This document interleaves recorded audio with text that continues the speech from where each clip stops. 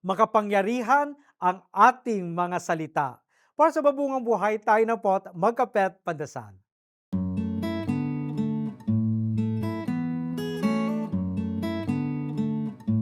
The way we communicate holds incredible power.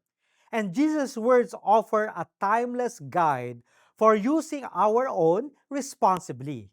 We've all seen how a reputation can be built on big promises and dramatic stories. Yet Jesus reminds us that true integrity comes from something much simpler, letting our yes be yes and our no be no. This teaches us that honesty and reliability are the foundation of trust. He also warns that our words can inflict just as much harm as our actions, highlighting that insults and verbal abuse are never harmless.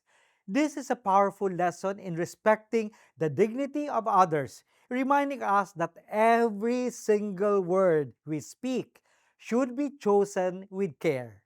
Kaya manalangin po tayo. Panginoon, tulungan mo kaming gamitin ang aming mga salita upang parangalan ka at itaguyod ang iba. Amen.